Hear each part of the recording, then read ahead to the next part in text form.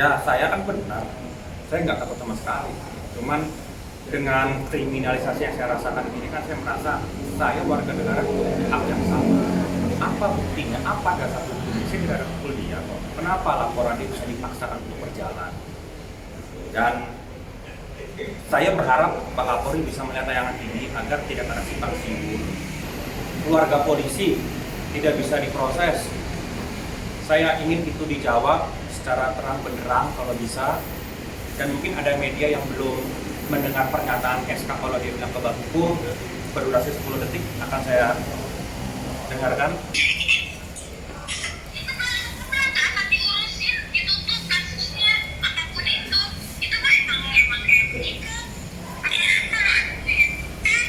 Mengakunya seperti itu kebal hukum.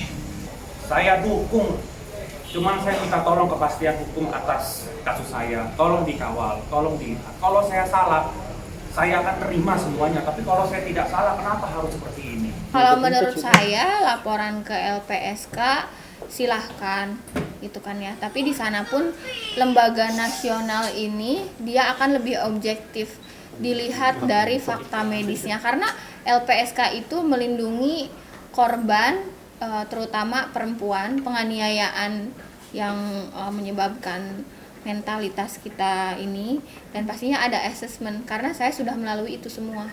Saya sudah melaporkan tentang kasus saya ke LPSK ini dari Agustus. Tanggal 26 Agustus aja saya sudah mendapatkan tanggapan. Kalau saya lapor sesuatu itu nggak harus selalu banyak bicara.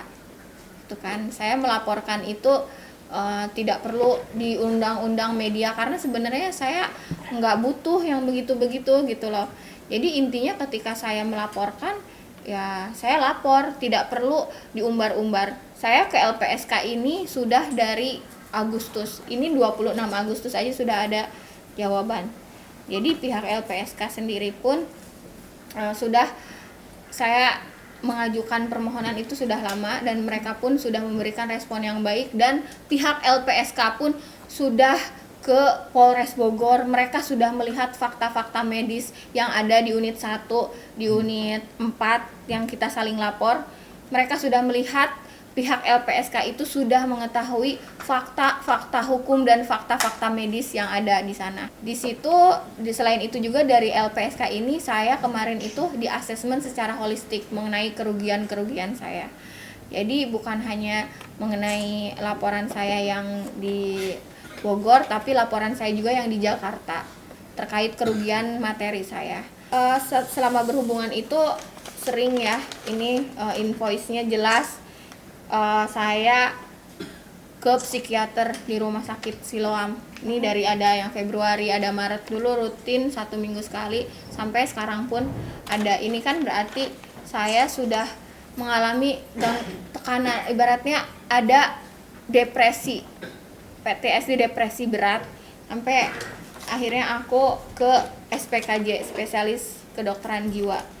Gimana perasaan kamu? Ternyata aku dari sehat sampai ada mengalami gangguan jiwa loh karena kelakuan kamu. Lelaki sejati itu tidak pernah untuk merasa dirinya teraniaya. Tapi kan kalau saya berbicara itu juga bukti. Termasuk di sini mengenai LPSK itu mereka akan menilai secara holistik. Itu kan ya. Di sini korban itu bagaimana keadaan luka-lukanya dan lain-lainnya, efek kita ke depannya.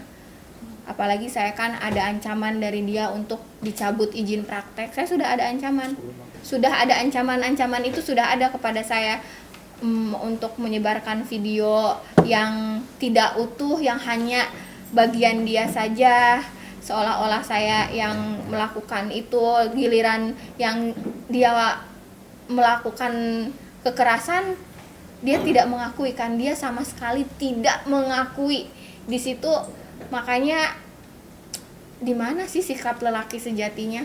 Nah, untuk masalah ke LPSK ya silahkan kalau dia merasa, karena di sini pun sebenarnya tidak ada asap kalau tidak ada api. Penyerangan segala macam itu dari dia menjatuhkan produk aku dibilang ada merkuri, kemudian saya dibilang dokter abal-abal, izin praktek akan dicabut, mesin saya juga abal-abal. Jadi intinya jika dia merasa diserang oleh sosmed saya, mohon maaf saya tidak pernah menyebut nama-nama kalian berdua itu. Jika kalian merasa sepatunya cukup ya silahkan dipakai, tapi di sini saya tidak pernah menyebutkan nama kalian. Itu tadi saya kan ada lapor LPSK. Laporan saya ini tuh dipantau oleh LPSK. Itu mereka kan datang ke Polres Bogor, datang ke Polsek Taman Sari. Tadi kalau saya kan berbicara bukan hanya katanya-katanya. Tadi kan juga sudah ada respon dari LPSK tanggal 26 Agustus. Berarti saya laporan dari sebelum itu. Sekarang udah tanggal 27 September loh.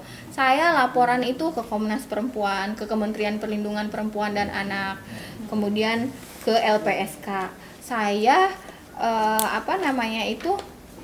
di proses itu pertama mungkin karena saya perempuan, karena di Indonesia itu ada perlindungan perempuan dan anak, dan ini pun akan jadi pelajaran untuk perempuan-perempuan di sana yang merasa dirugikan oleh laki-laki bisa bercontoh kepada saya. Tuh, lapor ke Komnas Perempuan, ke Kementerian Pemberdayaan Perempuan dan Anak.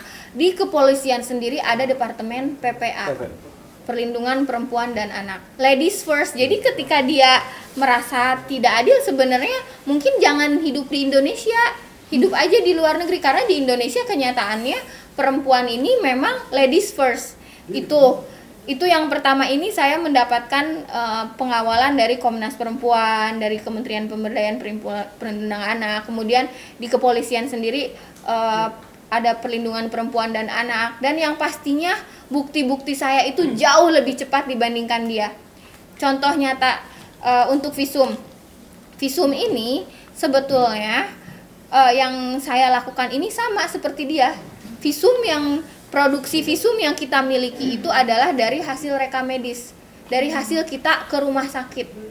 Nah, ceritanya ini mengenai visum, itu tadi, dia ini kan orangnya banyak berasumsi, merasa dirinya pintar. Itu contoh, visum itu hal untuk awam itu sebenarnya pemeriksaan luka-luka untuk orang awam.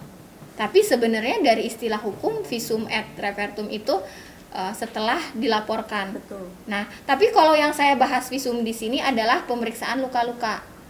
Itu jadi karena bisa ya kita itu orang itu istilah awam atau istilah hukum. Contoh nih, kayak saraf kejepit, nggak ada di dunia medis saraf kejepit.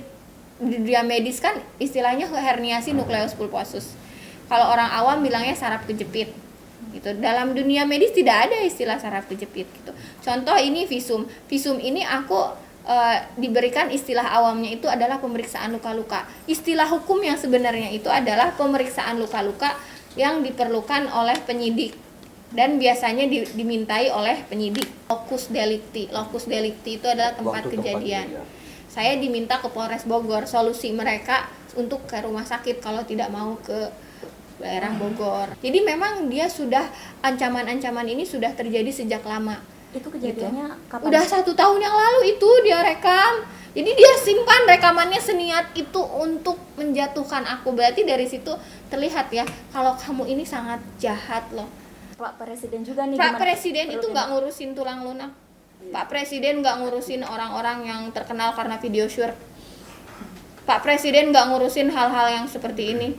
Ke Komnas HAM apalagi, emang aku membunuh? Aneh banget loh. Jadi kalau dibilang mau damai, tidak mau damai. Karena sudah terlalu kejam dari kalian itu berbagai cara menjatuhkan aku. Kita buktikan saja di pengadilan, jangan banyak bicara, betul tidak? Ngapain begini-begini? No, jangan tong kosong bunyi nyaring. Udahlah gitu. LPSK, kalian baru ke LPSK. Saya sudah sebulan lebih ke LPSK. Gitu.